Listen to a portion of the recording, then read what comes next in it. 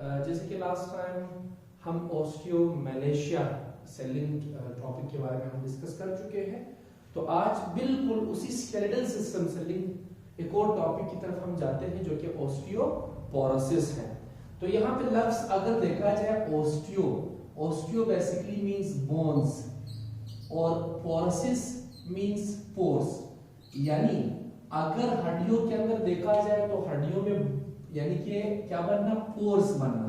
Let's suppose if it is a bone, अगर ये एक बोन है तो इस बोन का कमजोर पड़ जाना और इस बोन के अंदर जो है यानी कि क्या पड़ जाना, इस बोन के अंदर यानी पोर्स बनना, छोटे छोटे सुराख बन जाना, जिसकी वजह से बोन्स बिकम स्पॉन्जी टाइप।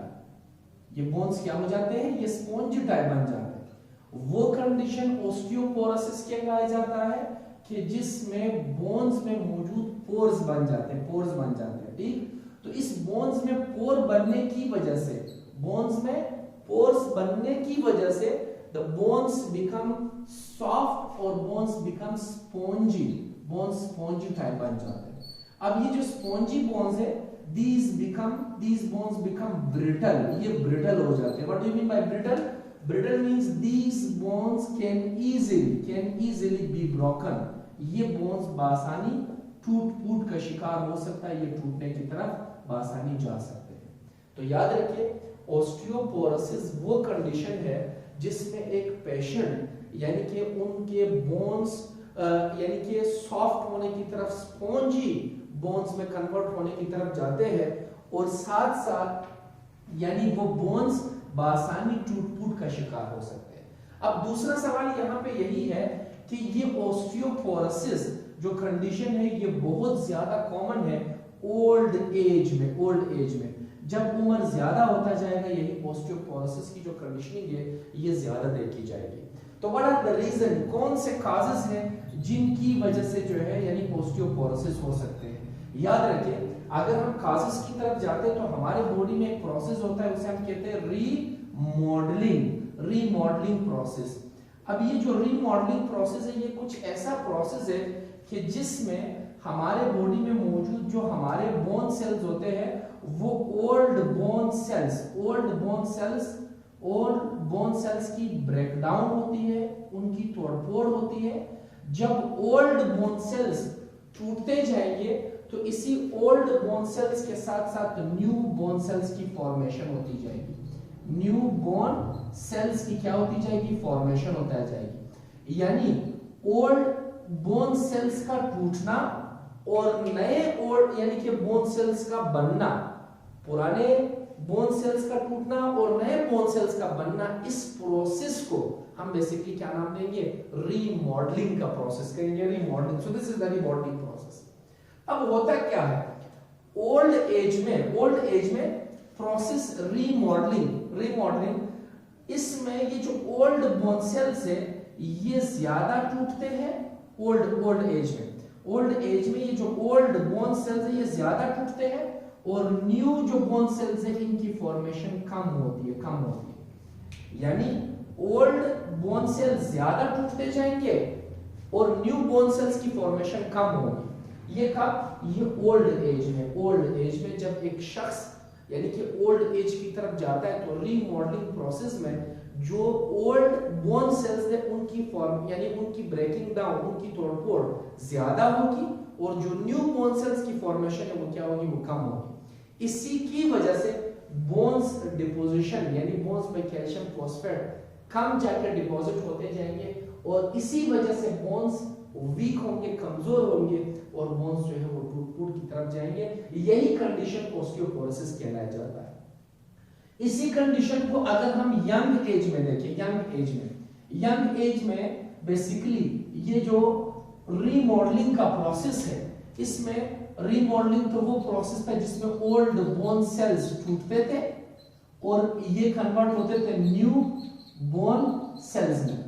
तो अब ये जो रीमॉडलिंग का प्रोसेस है कि ओल्ड बोन सेल्स का टूटना और न्यू बोन सेल्स का बनना, अब यंग एज में ये जो ओल्ड बोन सेल्स है ये कम से कम टूटते हैं और न्यू बोन सेल्स जो है इनकी प्रोडक्शन ज्यादा से ज्यादा होती है।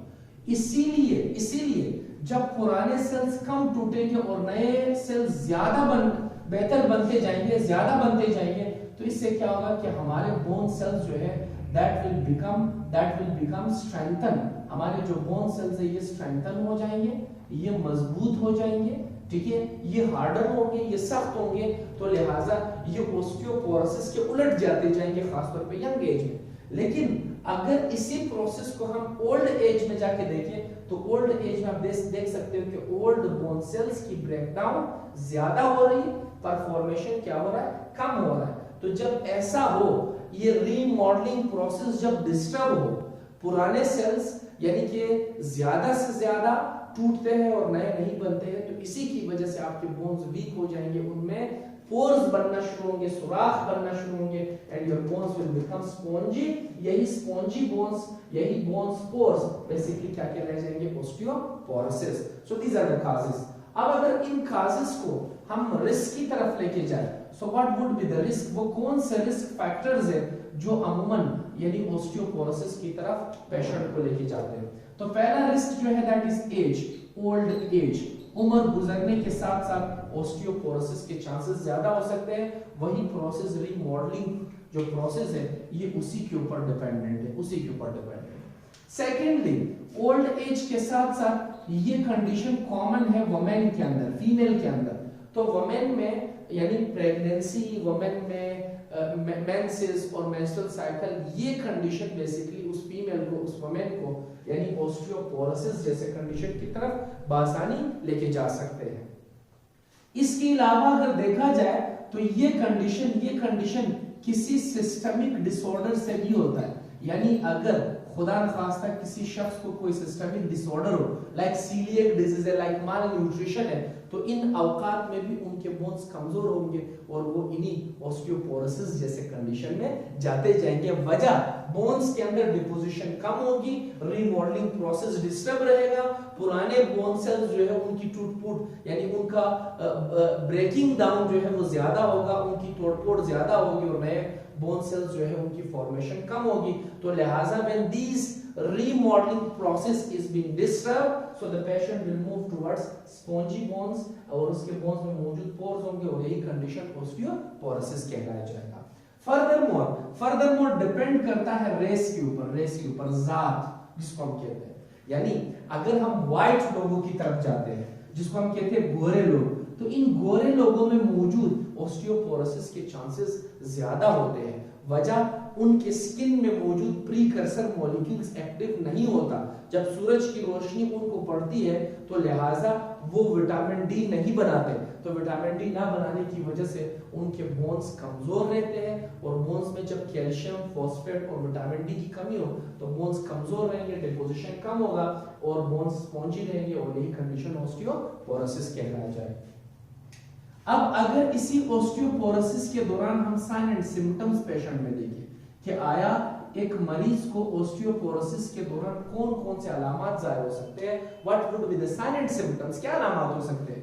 ठीक है, सबसे पहला जो अलामत है that would be that the patient will move towards stoop posture, यानी पेशेंट का जो पोजीशन है, पोस्चर है, वो सही नहीं रहेगा। जैसे कि हम ओल्ड एज वाले पेशेंट को देखते हैं, उनका जो पोजीशन है, पोस्चर है, वो क्या हो जाता है, वो कर्व हो जाता है। सो द कर्विंग जो पोजीशन है वो बेसिकली इसी ऑस्टियोपोरोसिस की वजह से, क्यों, क्योंकि ये बोन्स जो है ये स्पॉन्जी लाइक बन जाते हैं और पेशेंट जो है वो टिल्ट होने लगता है। यही कंडीशन बेसिकली ऑस्टियोपोरोसिस की वजह से, जो कि ओल्ड एज में ज्यादा देखा जाता है। This condition is known as stoop posture. इसी के साथ साथ इस पेशेंट को बोन्स या फिर हम कहेंगे लफ्ज ज्वाइंट पेन, जोड़ों में दर्द या हड्डियों में दर्द, ऐसे ओल्ड शख्स को जोड़ों में दर्द या हड्डियों में दर्द ये कंडीशन होता जाएगा। फर्दरमोर ऐसे अशखास के अंदर स्टिफनेस होगी, स्टिफनेस का मतलब सख्ती होगी, उठने बैठने के दौरान उनकी फ्लेक्सिबिलिटी, लचक, लॉस ऑफ फ्लेक्सिबिलिटी, लचक खत्म होती जाएगी और लचक के खत्म होने के साथ साथ ऐसे अशखास में रिड्यूस, कम होगा, क्या कम होगा, reduce range of motion. Range of motion से मुराद मूवमेंट कम होगी, मूवमेंट सीज होगी, तो फ्लेक्सिबिलिटी कम है, so loss of flexibility will make the patient towards reduce range of motion. इसके अलावा अगर हम देखें तो ये जो साइन एंड सिम्टम्स है, अगर इसका बर वक्त इलाज नहीं किया जाए तो patient will move towards complications, patient मुख्तलिफ मुश्किलात, यानी अगर इस मसले का हल हम नहीं निकालेंगे तो patient will move towards the complications, वो मुश्किलात की तरफ जाएंगे। और वो मुश्किलात कौन कौन से हो सकते हैं? पेशेंट बेसिकली फ्रैक्चर की तरफ, उनके बोन्स बासानी टूट फूट की तरफ जा सकते हैं, बोन्स फ्रैक्चर की तरफ जा सकते हैं। इसके अलावा उनका यानी ऐसे अशखास का जो पोस्चर है वो एबनॉर्मल रहेगा, तो हम लफ्ज यूज करेंगे कि एबनॉर्मल पोस्चर यानी एबनॉर्मल पोजीशन, पेशेंट जो है वो एक्सट्रेट अलाइनमेंट में नहीं रहेगा, उनकी पोजीशन जो है वो टिल्ट होगी और उनके बोन्स वीक होंगे, बोन्स विल बिकम वीक। इसी वीकनेस की वजह से बोन्स वीक, इसी वीकनेस की वजह से तो बोन्स फ्रैक्चर की तरफ चले जाते हैं, बोन्स टूट फूट की तरफ चले जाते हैं। इसके अलावा अगर देखा जाए तो नेक्स्ट फर्दर मोर अगर देखा जाए तो हम इसके टेस्ट एंड डायग्नोसिस कैसे करेंगे, हम कैसे पहचान जाएंगे कि भाई एक पेशेंट को जो है टेस्ट एंड डायग्नोसिस, हम कैसे पहचान जाएंगे कि एक पेशेंट को जो है ऑस्टियोपोरोसिस है। ठीक है, हम बेसिकली ब्लड टेस्ट कर सकते हैं। ब्लड टेस्ट में मौजूद हम यही कैल्शियम फॉस्फेट को चेक कर सकते हैं, तो ब्लड टेस्ट के जरिए हम मालूम कर सकते हैं कि क्या डेफिशिएंसी है या नहीं है। फर्दर मोर हम एक्सरे कर सकते हैं ताकि बोन के अलाइनमेंट और शेप को देखा जाए। इसके अलावा हम एमआरआई कर सकते हैं ताकि फर्दर मोर एक डिटेल रिपोर्ट हमें मिले, हम पेशेंट को चेक कर सके। तो जब हम इसे डायग्नोस करेंगे कि भाई ये पेशेंट जो ऑस्टियोपोरोसिस में है, so then will move towards the treatment plan, हम इलाज की तरफ जाएंगे। तो ट्रीटमेंट प्लान क्या हो सकता है, इलाज क्या हो सकता है?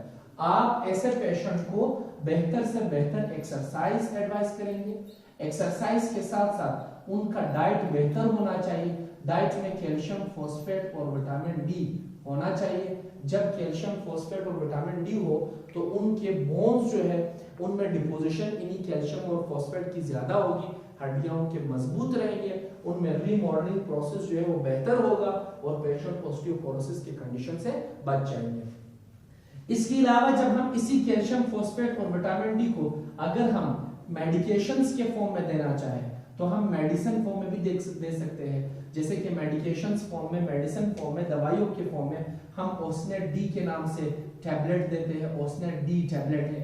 ठीक, इसी के अलावा जो है हम विडाइलिन के नाम से शरबत दे सकते हैं, हम इसके अलावा इंड्रॉप डी के नाम से इंजेक्शंस दे सकते हैं, इंड्रॉप डी, हम सनी डी के नाम से इंजेक्शंस दे सकते हैं, हम खालसान डी के नाम से टैबलेट दे सकते हैं, हम च्यूकाल के नाम से टैबलेट दे सकते हैं, च्यूकाल।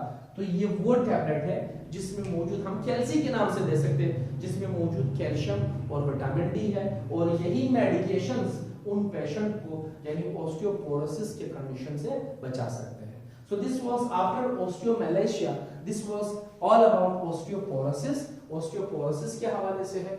अगर आपको कोई भी क्वेश्चन हो, कोई भी मसला हो regarding the same topic, so you may ask, and for further inshallah we'll move towards the next one.